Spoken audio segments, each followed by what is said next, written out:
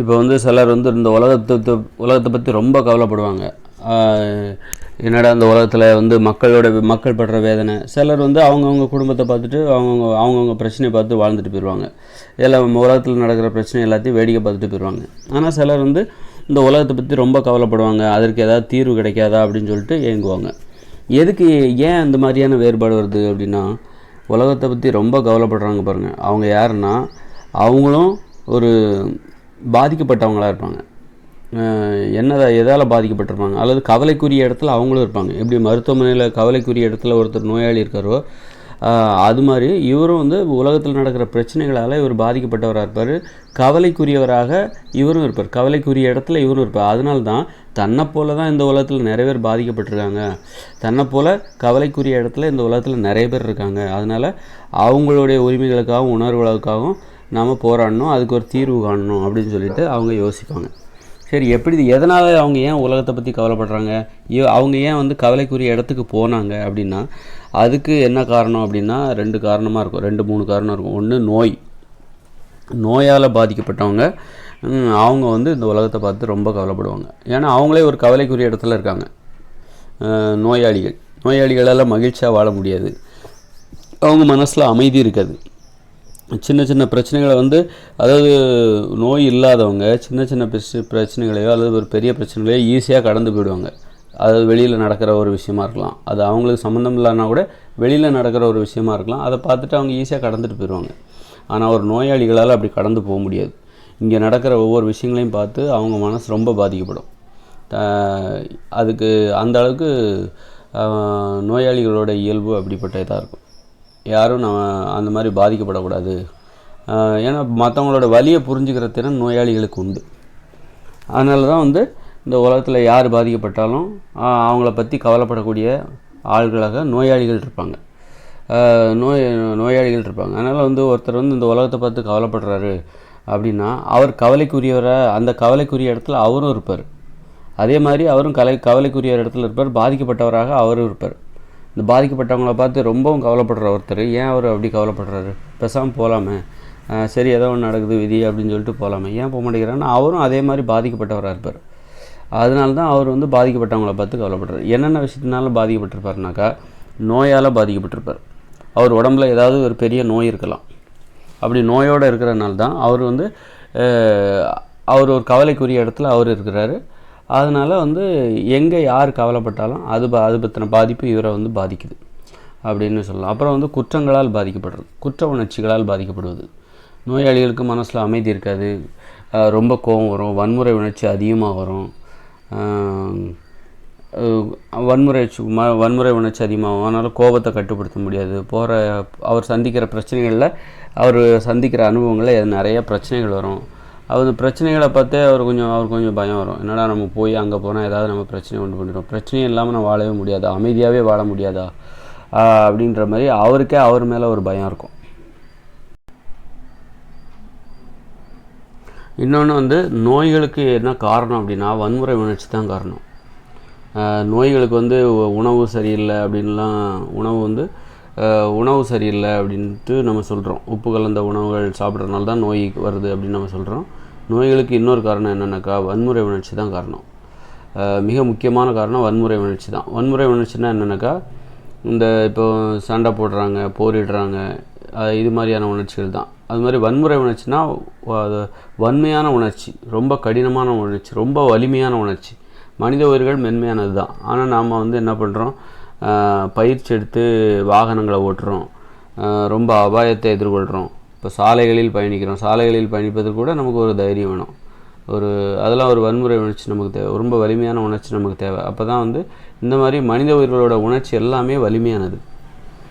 சாலைகளில் பயணிப்பது, அப்புறம் வந்து போக்குவரத்து வாகனங்களை ஓட்டுவது, இப்போ ஒரு பஸ்ஸில் வந்து இப்போ டிரைவர் ஓட்டினா கூட அந்த டிரைவரை நம்பி அந்த சீட்டில் உட்காந்துருக்காங்களா பயணிகள், அதுக்கு ஒரு பெரிய தைரியம் வேணும். ரொம்ப வலிமையான உணர்ச்சி அது. இந்த மாதிரி வன்முறை உணர்ச்சிகள் தான். இந்த மனித உயிர்கள் வந்து தங்களை மிகவும் வன்மையானவர்கள் என்று காட்டிக்கொள்கிறார்கள் அல்லவா, அந்த வன்மையான உணர்ச்சிகள் தான் நோய்களுக்கு காரணம். ஏன்னா மனித உணர்ச்சி என்பது, உடல் உணர்ச்சி என்பது மென்மையானது. அப்போ அந்த நரம்புகளுக்கு மென்மையான உணர்ச்சிகளை தாங்கிக்கிற சக்தி தான் உண்டே தவிர, இந்த மாதிரி மனித உயிர்கள் வந்து என்ன பண்ணுறாங்க, விண்வெளிக்கு போகிறாங்க, அல்லது கார் ஓட்டுறாங்க, பஸ் ஓட்டுறாங்க, டூ வீலர் ஓட்டுறாங்க, டூ வீலரில் 50-60 கிலோமீட்டர் வேகத்தில் போகிறாங்க, 100 கிலோமீட்டர் வேகத்தில் போகிறாங்க. இதெல்லாம் தாங்கிக்கிற சக்தி மனித நரம்புகளுக்கு கிடையாது. ஆனால் அவங்க அந்த மாதிரி போகிறாங்க. ஏன் போகிறாங்க அப்படின்னா, அதுக்கு காரணம் உப்பு தான் காரணம். உப்பு கலந்து உணவில் நம்ம சமைச்சு சாப்பிட்றது தான் இந்த மாதிரி வன்மையான செயல்களை மனிதர்கள் செய்வதற்கு காரணம். ரொம்ப வலிமையான செயல்களை, அது வந்து வலிமையான செயல்களை உடனே செய்ய முடியாது, பயிற்சி எடுக்கணும். ஒரு கார் ஓட்டணுன்னா கூட நம்ம பயிற்சி எடுக்கணும். ஒரு டூ வீலர் ஓட்டணுன்னா பயிற்சி எடுக்கணும். வருடக்கணக்காக பயிற்சி எடுத்தால் தான் டூ வீலர் ஓட்ட கற்றுக்கலாம் உடனே. ஆனால் வந்து டூ வீலர் ஓட்டும்போது கூட நம்ம வந்து ஒரு அனுபவம் சார்ந்தவராக ஒரு திறமையானவராக மாறணும்னா நமக்கு பல வருட அனுபவம் தேவைப்படுகிறது.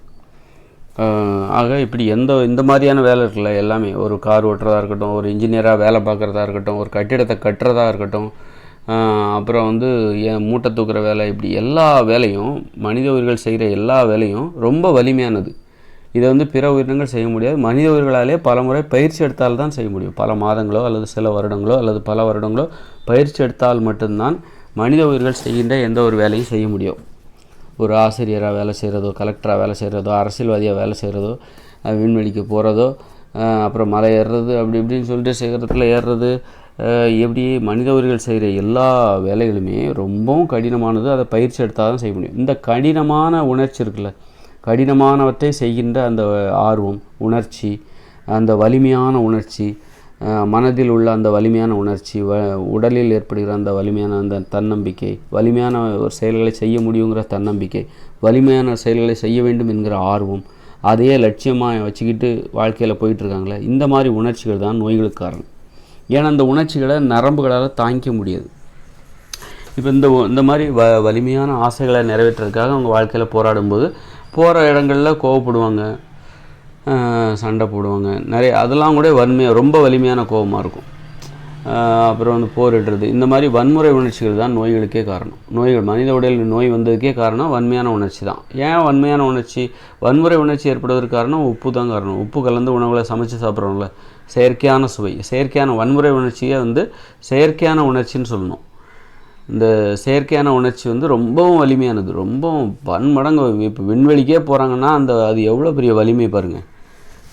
கப்பலில் போகிறாங்க, கடல் நீரில் கப்பலை உருவாக்கி அது மிதந்து இன்னொரு நாட்டுக்கு போகுது, ஆழ்கடலில் எவ்வளோ நினச்சி பாருங்கள். ஆகாயத்தில் விமானம் பறக்குது. இதெல்லாம் செய்து காட்ட முடியுங்கிற அளவுக்கு மனித உணர்ச்சி அவ்வளோ வன்மையாகவும் வலிமையாகவும் இருக்குதுன்னா அது இயற்கையானது கிடையாது, அது செயற்கையானது. இயற்கையிலே அத்தகையதொரு வலிமை வந்து மனித உடலுக்கு கிடையாது. அந்த உடலுக்கு அந்த வலிமையான உணர்ச்சியை எப்படி ஏற்படுத்த முடிகிறதுனா உப்பு கலந்து சமைக்கப்பட்ட உணவில் சாப்பிட்றதுனால தான். அது மாதிரி செயற்கையான உணவு, உப்பு மட்டும் கிடையாது, உப்பு இதில் மிக மிக முக்கியமானது. செயற்கையான உணவு இது, செயற்கையான சுவை, செயற்கையான உணவிலேருந்து செயற்கையான சுவை கிடைக்குது, செயற்கையான சுவையிலேருந்து செயற்கையான ஆசை பிறக்குது, செயற்கையான வலிமை பிறக்குது. அந்த சோறு, பூரி, பொங்கல் இதெல்லாம் வந்து அந்த செயற்கையான வலிமையை கொடுக்கக்கூடிய உணவுகள், ரொம்பவும் அளவுக்கு அதிகமான வலிமையை கொடுக்கக்கூடிய உணவுகள் இதெல்லாம். அதனால தான் அதை சாப்பிட்றதுக்கு மக்கள் அடிமையாகி கிடக்குறாங்க. அதனால் இதெல்லாம் சாப்பிடும்போது இது நாளடைவில் நரம்புகளால் தாங்கிக்க முடியாது. இந்த வலிமையை வந்து இந்த வலிமையான உணர்வுகளை வந்து நரம்பு மண்டலத்தால் தாங்கிக்க முடியாது. நரம்பு மண்டலம் என்பது மனித உடலின் நரம்பு மண்டலம் மென்மையான உணர்ச்சிகளை தாங்கிக்க தான் அது வந்து பயன்படும். அது மாதிரி மாமிசத்தை சாப்பிடணுங்கிற ஆசை, அப்போ இதெல்லாம் வந்து ரொம்ப வன்மையான உணர்ச்சி. அப்புறம் மிருகங்களை கொலை செய்வது, இதெல்லாம் வந்து நம்ம குரங்குகளாக விலங்குகளாக இருக்கும்போது நம்ம வந்து ஒரு மாட்டையோ ஆட்டையோ கொலை செய்வோமா? நம்மளால் செய்ய முடியுமா? ஒரு சிங்கம் கொல்லும், சிங்கத்தோட உணர்ச்சி வந்து மிருக உணர்ச்சி, அது கொஞ்சம் வன்முறை உணர்ச்சி தான் அது. ஆனாலும் அதை விட மேலான உணர்ச்சி தான் நம்முடைய உணர்ச்சி. மனித உடலில் உள்ள வன்முறை உணர்ச்சி என்பது சிங்கம், புலி, கரடி இவைகளிடம் உள்ள சிறுத்தை இது போன்ற மிருகங்களிடம் உள்ள வன்முறை உணர்ச்சியை விட மேலான வன்முறை, பல மடங்கு வன்முறை உணர்ச்சி கொண்டது. அதனால் வந்து சிங்கம், புலியை விட நம்ம மோசமான ஆட்கள், பல மடங்கு மோசமான ஆட்கள் யார்? மனித. அதுக்கு காரணம் இந்த உப்பு தான், கெமிக்கல் ரியாக்ஷன். அந்த உப்பு எனப்படுகிற வேதிப்பொருளை உணவுப் பொருளில் கலந்து அதை சமைத்து வேக வைத்து ஏதோ செஞ்சு சமைச்சு நம்ம சாப்பிடும்போது நம்ம உடலில் அப்படி ஒரு வலிமை ஏற்படுகிறது. மிகப்பெரிய செயல்களை செய்ய முடியும், மிகப்பெரிய அசாதாரணமான செயல்களை செய்ய முடியும் அப்படிங்கிற அளவுக்கு ஒரு அசாத்தியமான தன்னம்பிக்கை ஏற்படுது. அப்போ என்ன ஆகுதுன்னா சிங்கம் புலியை கரடியை கூட நம்ம கூண்டுக்குள்ளே அடைச்சி போட்டுறோம். அது வந்து சாதாரணமானது. இன்றைக்கி எதிர்காலத்தில் இதெல்லாம் உயிரோடு இருக்குமான்னு தெரில. அந்த அளவுக்கு அது அவைகளை கூட இப்போ நமது மிருக உணர்ச்சியை விட நமது வன்முறை உணர்ச்சியோட அவைகளின் வன்முறை உணர்ச்சி பெரிதாக இருக்குமே. ஆனால் அவைகளை நாம் எப்படி கூண்டில் அடைச்சி போட முடியும்? அல்லது வந்து நாளைக்கு எதிர்காலத்தில் அவைகளே இந்த உலகத்தில் இல்லாமல் போகுது. சிங்கம்னா என்னன்னு இது கேட்பாங்க. சிங்கம்னு ஒரு உயிரினம் இருந்தது அப்படின்னு சொல்லுவாங்க, டைனோசர்னு சொல்லுவாங்கள்ல, அது மாதிரி அதை வந்து நமக்கு உருவம் மாதிரி இப்போ கொடுக்குறாங்க. டைனோசர் இப்படி இருந்ததுன்னு சொல்லிட்டு உருவம் கொடுக்குறாங்க. ஆனால் சிங்கம்னு இப்படி இருந்ததுன்னு சொல்லிட்டு யாரும் வரைஞ்சி பார்க்குறதுக்கு நினைவுபடுத்துறது கூட இங்கே எந்த சான்றுகளும் இருக்காது. அதை தேடி யாரும் போகவும் மாட்டாங்க. அந்தளவுக்கு மிருக உணர்ச்சி, மனித வன்முறை உணர்ச்சி என்பது மிக மிக பல மடங்கு ஒரு சிங்கம் புலி கரடியிடம் உள்ள வன்முறை உணர்ச்சியோட பல 100 மடங்கு லட்சம் மடங்கு அதிகமானது. அந்த அளவுக்கு வன்முறை உணர்ச்சி. அதை எப்படி மனித உடலால் தாங்க முடியும்? இன்றைக்கி உதாரணத்துக்கு விண்வெளிக்கு போகிறான், கப்பலை ஓட்டுறான், கடல் மேலே ஓட்டிகிட்ருக்காங்க. அதில் எவ்வளோ பெரிய அசாத்தியமான ஆற்றல் பாருங்கள். நீங்கள் ஒரு கப்பலை பார்த்தா அது பக்கத்துலேருந்து பார்த்தா தெரியும். இதெல்லாம் எப்படி செஞ்சாங்க அப்படிங்கிற மாதிரி இருக்கும். விமானத்தில் ஆகாயத்தில் பறக்காங்க. இதெல்லாம் எவ்வளோ பெரிய உணர்ச்சிகள். இதெல்லாம் முடியும் அப்படின்னு நினைக்கிறாங்க பாருங்கள். நினச்சி அதை சாதித்து காட்டுறாங்க. அப்போ அந்த உணர்ச்சிகளெல்லாம் நம்ம உடல் எப்படி தாங்கிக்கும்? நம்ம உடல் இயற்கையானது. அந்த இயற்கையான உடல், அந்த இயற்கையான நரம்பு மண்டலத்தில் இந்த மாதிரி செயற்கையான ஆசைகளை திணிக்கும்போது அந்த நரம்புகளை எப்படி தாங்கிக்கும்? அதனால தான் அது தளர்ச்சி அடையுது. நாளுக்கு நாள் நாளடைவில் என்ன, சின்ன வயசில் நல்லா தான் இருக்கும், நாளடைவில் என்ன ஆகும் அப்படின்னா தளர்ச்சி அடைஞ்சிரும். தளர்ச்சி அடையும் போது தான் நோய் தாக்குதல் ஏற்படும். நோய் ஏற்பட ஆரம்பிச்சிடும். நரம்பு மண்டலம் வந்து வலுவிழக்கும் போது நோய்கள் தொற்று ஏற்பட்டுவிடும். அப்போ வந்து நரம்பு மண்டலம் வலுவிழந்துருச்சுனாக்கா ஒரு சின்ன சாதாரண விஷயத்தை கூட நம்ம வந்து ஈஸியாக எடுத்துக்க முடியாது. அதை வந்து ரொம்ப பெரிய விஷயமா எடுத்து மிகப்பெரிய பிரச்சனையை உண்டு பண்ணிடும். அதனால தான் யாருடனும் ஏன் பேச மாட்டேங்கிறாங்கன்னா, ஏதாவது தவறுதலாக பேசி தவறாக புரிஞ்சுக்கிட்டாங்கன்னா அதனால் மிகப்பெரிய சண்டைகள் வருவதற்கு வாய்ப்பு இருக்குது. அல்லது உறவு முறைகளில் விரிசல் ஏற்படுவதற்கு வாய்ப்பு இருக்குது. பழி உணர்ச்சி மனித மனங்களில் ஏற்படும். இதுக்கு பழி உணர்ச்சி ஏன் மனித மனங்களில் ஏற்படுது? அப்புறம் தவறான புரிதல், அப்புறம் ஒரு சின்ன விஷயம் கூட தவறாக புரிஞ்சுக்கிட்டு அதனால் ஏன் பழி உணர்ச்சிலாம் ஏற்படுதுன்னா, மனித நரம்பு மண்டலம் அந்த அளவுக்கு பலவீனமாக இருக்குது. ஏன் பலவீனமாக இருக்குன்னா, மனித உணர்வுகள் எல்லாமே வன்முறை உணர்வுகளாக மாறிவிட்டன. வன்மையான உணர்வுகளாக பல மடங்கு வன்மையான உணர்வுகளாக மாறி அந்த வன்மையான உணர்வில் நரம்பு மண்டலத்தால் தாக்கு பிடிக்க முடியல. அதனால் நாளடைவில் எல்லாம் மெஜாரிட்டி உலகத்தில் பெரும்பாலான மக்களுடைய உடலின் நரம்பு மண்டலம் வந்து ரொம்ப பாதிக்கப்பட்டிருக்கு இந்த வன்மையான உணர்ச்சியால். அதுக்கு காரணம் உப்பு கலந்து உப்பு வெள்ளைச்சீனி மைதா இந்த மாதிரியான செயற்கை உணவுகள், பேக்கரி உணவுகள், டீ காஃபி இந்த மாதிரியான செயற்கை உணவுகள் மூலம் கிடைக்கக்கூடிய செயற்கையான சுவை, அதன் மூலம் ஏற்படுகின்ற செயற்கையான வலிமை, அதன் மூலம் ஏற்படுகின்ற செயற்கையான ஆசைகளை வந்து நிறைவேற்றுறதுக்காக போராடுறது, ரொம்ப கஷ்டப்பட்டு போராடுறது. இந்த மாதிரி உணர்ச்சிகளை தாங்கிக்க முடியாமல் தான் உடம்புல வன்முறை உணர்ச்சி, உடம்புல நோயே ஏற்படுது. நோய்களுக்கு காரணம் வன்முறை உணர்ச்சி, வன்மையான உணர்ச்சி, வலிமையான உணர்ச்சி, மனித நரம்பு மண்டலத்தால் தாங்கி கொள்ளவே முடியாத அந்த வலிமையான உணர்ச்சி தான் நோய்கள் மனித உடலில் ஏற்படுவதற்கு காரணம். அப்போ நம்ம நோய்கள்லேருந்து விடுபடணுன்னா வன்மையான செயல்களை செய்கின்ற வாழ்க்கை முறையிலிருந்து நாம் விடுபட்டே ஆகணும். வேறு வழியே கிடையாது. வன்மையான செயல்கள்னால் எதுன்னா, எது மென்மையான செயல்? வன்மையான செயல்னால் எதுன்னு தெரிஞ்சுக்கிறதுக்கு முன்னாடி வன்மையான செயல்னால் என்னன்னு சொன்னேன். எது மென்மையான செயல்? சரி, வன்மையான செயல்னால் என்னன்னு சொல்லிட்டேன். இந்த கப்பல் ஓட்டுறது, மோட்டார் பைக் ஓட்டுறது, எல்லாமே எதெல்லாம் பயிற்சி எடுத்தால் மட்டும்தான், சில நாட்கள் அல்லது சில மாதங்கள், சில வருடங்கள், பல வருடங்கள் பயிற்சி எடுத்தால் மட்டும்தான் நீங்கள் எதையெல்லாம் கற்றுக்கொள்கிறீர்களோ அவையெல்லாம் வன்மையான செயல்கள். பார்த்த மாத்திரத்தில் நீங்கள் வந்து ஒரு 5 வயசு 10 வயசு பையன் வந்து பார்த்த மாத்திரத்தில் ஒரு பைக்கை ஓட்ட முடியுமா? ஒரு டிவிஎஸ் 50 ஓட்ட முடியுமா? ஒரு சைக்கிளை ஓட்ட முடியுமா? ஒரு சைக்கிள் ஓட்டணுன்னா கூட 10-15 நாள் பயிற்சி எடுக்கணும். அப்புறம் அந்த சைக்கிளை திறம்பட ஓட்டணும் அப்படின்னா அதுக்காவது ஒரு 4-5 மாதமாவது ஓட்டணும் அந்த சைக்கிளை. அதுக்கு இடையில் நிறைய வாட்டி கீழே விடுவான் அந்த பையன். ஆக இதெல்லாம் பயிற்சி எடுத்தால் மட்டும்தான் ஒரு சைக்கிளை கூட ஓட்ட முடியும். ஒரு மோட்டார் பைக் இருக்கட்டும், அப்புறம் ஒரு பஸ்ஸு, காரு, பேருந்து, அப்புறம் நீங்கள் எந்த ஒரு மிஷினை பயன்படுத்துகிறீங்க அப்படின்னா கூட அதுக்கு நீங்கள் பயிற்சி எடுக்கணும். ஏதாவது ஒரு மிஷினை பயன்படுத்துகிறீங்க, அதை கையாளணும்னா அதுக்கு பயிற்சி எடுக்கணும். அப்புறம் வந்து நீங்கள் ஒரு படிப்பு படிக்கிறீங்கன்னா அதுக்கு நீங்கள் வந்து ஒரு ஃபிட்டராகவோ எலக்ட்ரிஷியனாகவோ அல்லது ஒரு மோட்டார் மெக்கானிக்காவோ நீங்கள் வேலை பார்க்கணுன்னா அதுக்கு நீங்கள் பயிற்சி எடுக்கணும். ஒருத்தர்கிட்ட போய் 2-3 வருஷம் பயிற்சி எடுக்கணும். இப்படி பல வருடங்கள் பயிற்சி எடுத்து அல்லது சில மாதங்களாவது அல்லது பல மாதங்களாவது நீங்கள் பயிற்சி எடுத்து செய்யக்கூடிய அனைத்து வேலைகளும் வன்மையான செயல்கள், வன்முறை உணர்ச்சிகள் கொண்ட செயல்கள்னு சொல்கிறேன். செயல்கள் வன்மையான செயல்கள். இதெல்லாம் நீங்கள் பல வருடங்கள், பல மாதங்கள், சில மாதங்கள் பயிற்சி எடுத்து செய்கிறீங்களோ, பயிற்சி எடுத்தால் தான் இதெல்லாம் செய்ய முடியும் அப்படின்ட்டு நீங்கள் உணர்றீங்களோ, அந்த செயல்களெல்லாம் வன்மையான செயல்கள். அந்த செயல்கள் செய்யணுங்கிற ஆசை, அந்த செயல்கள் செய்யும்போது ஏற்படுகிற உணர்வுகள், அந்த செயல்களை செய்ய வேண்டும் என்கிற உணர்வுகள், இதெல்லாம் வந்து வன்மையான செயல்கள், வன்முறை செயல்கள். அந்த செயல்களை செய்வதனால் ஏற்படுகிற உணர்ச்சிகள் அனைத்துமே வன்முறை உணர்ச்சிகள். எது மென்மையான உணர்ச்சி? மென்மையான செயல்கள்னால் எது? மென்மையான உணர்வுனா எது அப்படின்னா, பார்த்த மாத்திரத்தில் நீங்கள் ஒரு வேலை செய்யணும், அதுதான் மென்மையான செயல்கள். அந்த செயல்களை செய்ய வேண்டும் என்கிற ஆசை தான் மென்மையான உணர்வுகள். பார்த்த மாத்திரத்தில் நீங்கள் எதை செய்ய முடியும்? அது வந்து அதுக்கு இந்த உலகத்தில் வரவேற்பே கிடையாது. இந்த தற்போதுள்ள இயந்திர அறிவியல் உலகில் பார்த்த மாத்திரத்தில் எந்த ஒரு வேலையும், அப்படி நிறைய வேலைகள் இருக்குது, ஆனால் அதுக்கு இங்கே வந்து வரவேற்பு கிடையாது.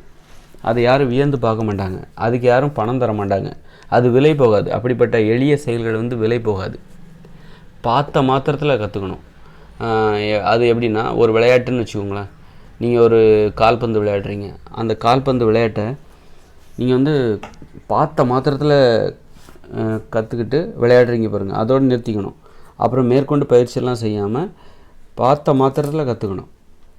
அது எந்த அளவுக்கு கற்றுப்பீங்க? அது ரொம்ப திறமையாக இருக்கும். அப்படி நீங்கள் கற்றுக்கிற விஷயம் வந்து, இன்றைக்கி தான் நான் கால்பந்து பற்றியே கேள்விப்பட்டேன், இன்றைக்கி தான் கால்பந்தே பார்த்தேன், இன்றைக்கி தான் நான் கிரவுண்ட்லேயே விளையாண்டேன், அவ்வளோதான், இதுக்கு மேலே எனக்கு கற்றுக்கணுன்னு விருப்பம் இல்லை அப்படின்னு நீங்கள் சொன்னீங்கன்னா, அப்போ நீங்கள் எப்படி விளையாடுவீங்க? மென்மையாக தான் விளையாடுவீங்க. அதுதான் மென்மையான வேலை, மென்மையான செயலை தான், மென்மையான உணர்வும் அதான், மென்மையான ஆசை. இது போதும்னு நினைக்கிறீங்களா? இது போதும் மேற்கொண்டு எனக்கு வந்து மேற்கொண்டு பயிற்சியெல்லாம் எடுக்கணுங்கிற ஆசை இல்லை. ரொம்ப பயிற்சி எடுத்தால் கீழே விழுந்து மூக்கு உடைஞ்சிரும், பல்லுகள்லாம் உடைஞ்சிரும், அந்த மாதிரி ஆபத்தெல்லாம் இந்த விளையாட்டில் இருக்குது. அதனால் இதுவே போதும் அப்படின்னு நினச்சி நிறுத்திக்கிறீங்க பாருங்க, அதுதான் மென்மையான உணர்ச்சி, மென்மையான செயல். பார்த்த மாத்திரத்தில் கற்றுக்கணும், அதோடு நிறுத்திக்கணும். மேலும் மேலும் ரொம்ப பயிற்சி எடுக்கணும், ரொம்பவும் திறமையாக வளர்த்துக்கணும் அப்படின்னு நினைக்கக்கூடாது. ஒரு ஓவியம் யாராவது வரைகிறாங்களா, அதை பார்த்த மாத்திரத்தில் நீங்கள் அதை வரைய ஆரம்பிச்சிடணும். எனக்கு தெரியாதுன்னு சும்மா இருக்கக்கூடாது, அவர் இப்படியெல்லாம் வரைகிறாருன்னு சொல்லிட்டு நீங்கள் வரையணும். அப்படி வரையும் போது நீங்கள் எப்படி வரைஞ்சாலும் அது சிறந்த ஓவியம்தான். அதனால் அதுவே உங்களுக்கு போதுங்கிற நினைப்பு உங்களுக்கு வரணும். பார்த்த மாத்திரத்தில் நீங்கள் எதெல்லாம் கற்றுக்குறீங்களோ அதுவே உங்களுக்கு போதுங்கிற நினைப்பு வரணும். அதுதான் வந்து மென்மையான செயல்கள், மென்மையான உணர்வுகள், மென்மையான ஆசைகள். அது போதும்னு நினைக்கிறீங்க பாருங்கள், அதுதான் மென்மையான ஆசைகள். ஒரு விவசாயமா, அதுக்கு வந்து இன்றைக்கி வந்து நெல் விளைய வைக்கணும், அறுவடை பண்ணணும், அதுக்கு வந்து என்ன பண்ணணும், நிலத்தை வந்து உழணும், அதுக்கு வந்து நிறைய கணக்கெலாம் சொல்லுவாங்க. முதல் தண்ணி பாய்ச்சணும், அப்புறம் 2வது தண்ணி பாய்ச்சணும், அப்புறம் வந்து என்னென்னவோ சொல்லுவாங்க. அதை பார்த்தாலே ஒரு விவசாயிகிட்ட தனிப்பட்ட முறையில் பல வருடம் 2-3 வருஷம் பயிற்சி எடுத்தால் தான் அதெல்லாம் கற்றுக்க முடியும் விவசாயத்தை. அப்படி இல்லாமல் ஒரு விவசாயத்தை பார்த்த உடனே கற்றுக்கணும். சும்மா குழியை தோண்டு ஒரு விதையை போடு, மண்ணை எடுத்து மூடு, அது வளரட்டும், அப்படி அதுதான் வந்து பார்த்த மாத்திரத்தில் கற்றுக்கொள்ளக்கூடிய விவசாயம். அப்புறம் போக போக மென்மையாக, அதாவது சும்மா சாதாரணமாக இருந்து நமக்கு சில விஷயங்கள் நம்ம கற்றுக்கிட்டு தான் இருப்போம். அது எல்லாமே ஈஸியாக தான் இருக்கணும். ரொம்ப சிரமப்பட்டு நமக்கு ரொம்ப சிரமப்பட்டு கற்றுக்கிற விஷயமா இருக்கக்கூடாது. அதுதான் மென்மையான ஒரு வாழ்க்கை. அந்த மாதிரி மென்மையான செயல்கள் கொண்ட வாழ்க்கை தான் மென்மையான வாழ்க்கை. மென்மையான செயல்கள், மென்மையான ஒரு ஆசைகள் அப்படின்னு நம்ம மென்மையான உணர்வுகள். அந்த மாதிரியான ஒரு மென்மையான வாழ்க்கையில் வெளிப்படுகிற உணர்வுகளும் ஆசைகளும் தான் மென்மையான உணர்வுகள்.